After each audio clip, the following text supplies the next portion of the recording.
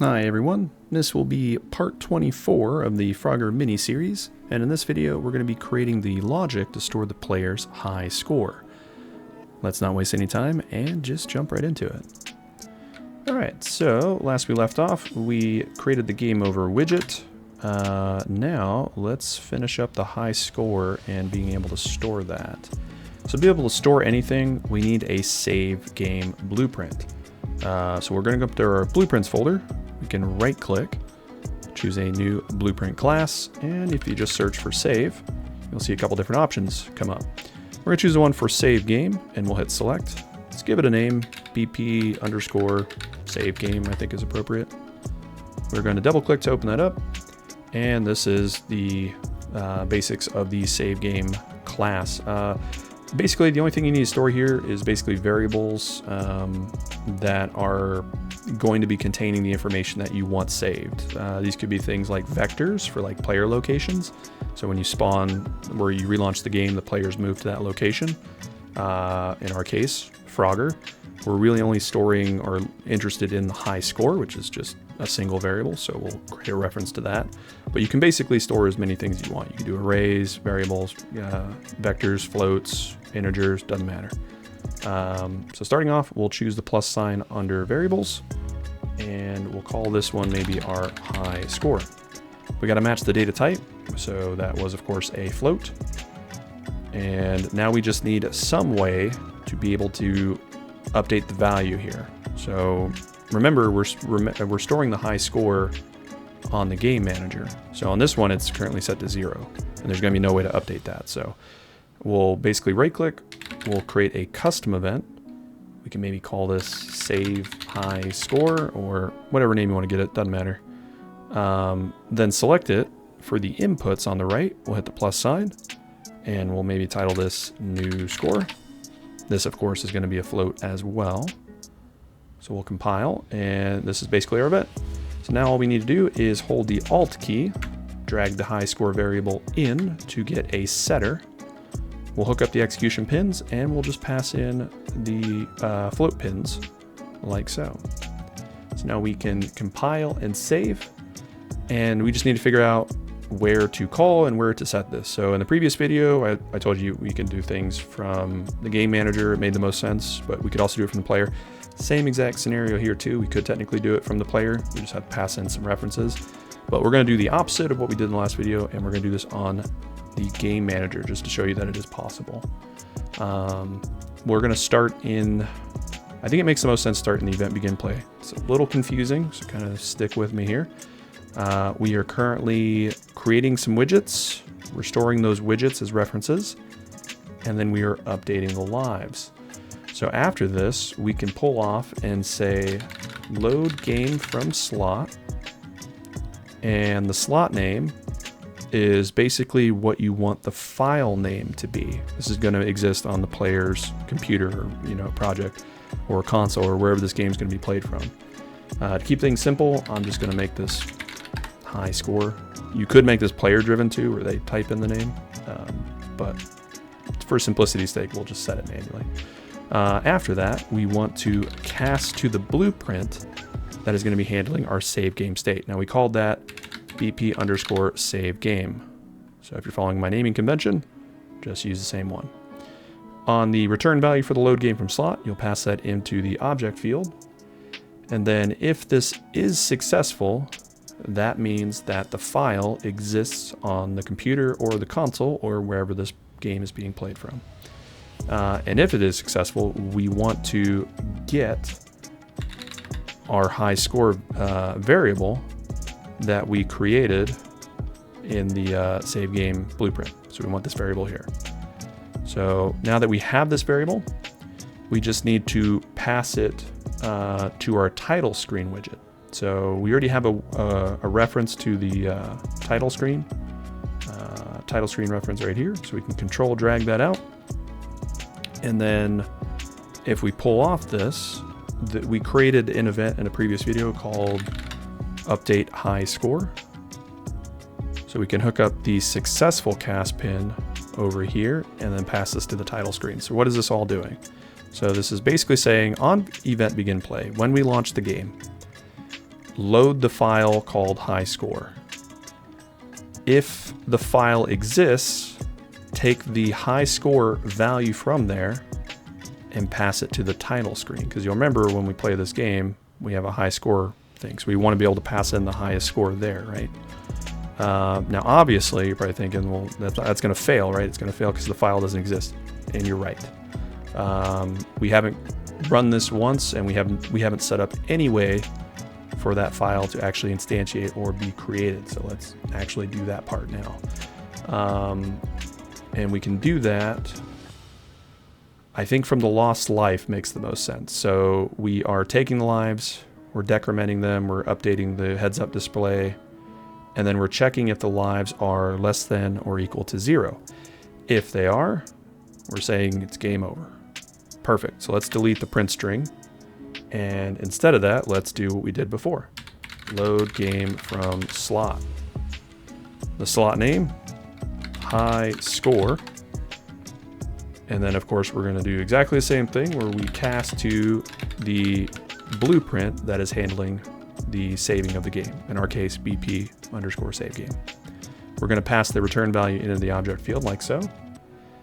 Now, obviously, this is going to fail, right? So on the fail condition, we want to create save game object. The class we're going to use is the one we made, BP_save game. And then we can pull off that and call our custom event that we made on that blueprint called save high score. How do we get the high score? Well, we're in the game manager, which means we have the player's high score right here. We just drag that in like so, and we're cooking with gas. Now, the last thing we need to do is we need to write this to the file. The way we do that is we call the save game to slot. It only needs two things. It needs the save game object type, which we have from the create save game object. So we're just going to pass this in here like so. And then it needs a slot name. So this is where you actually name it. We've been using high score. Whatever you use here, you have to use in all the other load reference ones. So it has to be identical, it has to match. So in this case, it's high score. And that will successfully create the file on your computer that will actually run. So that's perfect. But in the event that you run this multiple times, and that file already exists, it's going to come here, it's going to call the game over state, it's going to load the high score, and it's going to find that file. So what do we want to do when that file already exists? Well, it's a high score file, so we really only want to store the highest score. So we don't always want to store, if the player got a lower score, we don't want to write that.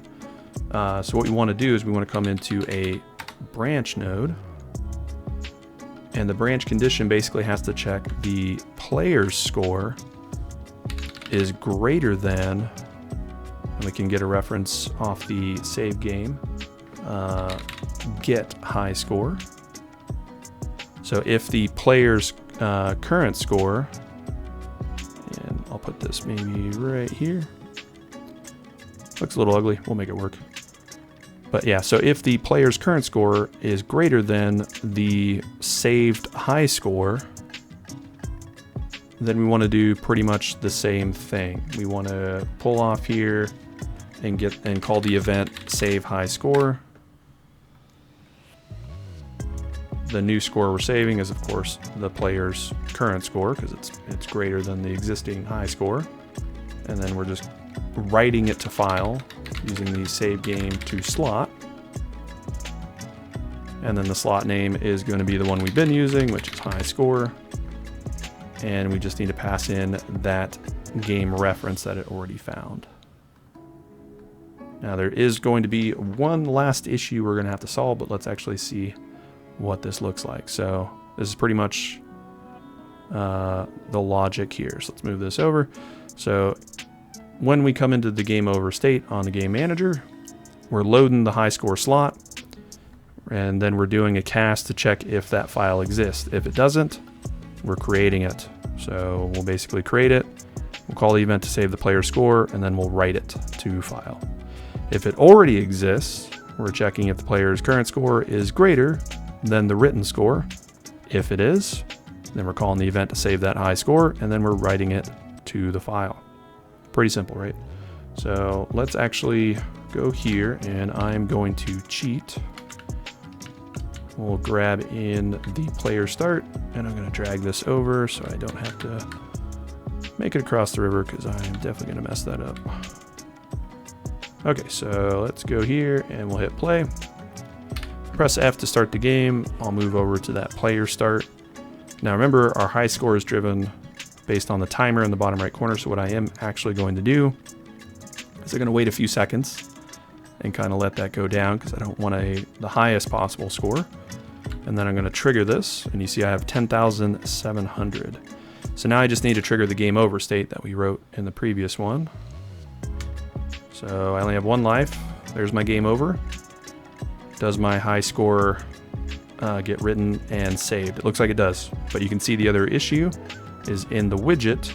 It's too big, so it doesn't know how to align those elements, so they're kind of overlapping. But what's interesting is if I escape and I hit play, you see that high score is still there, so that's working. That's great.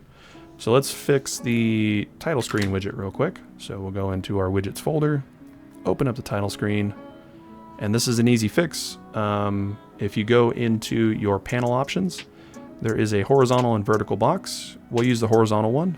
Just drag it in.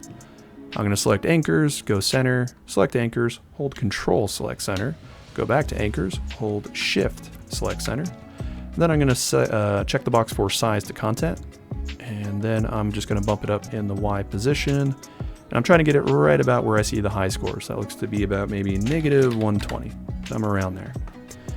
Now that we have that, that's perfect. All we need to do is on the left-hand side, we simply have to grab in the high score text and drag it into the horizontal box like so. You'll notice you got it right, because you should see these little arrows, these little handles on the side. And that's just to basically align or move things inside the horizontal box. So the last thing we need is, of course, the high score. So we'll drag that into the horizontal box, and that's perfect. So now you can see I have the handles on both elements. And if I select the horizontal box, that looks great.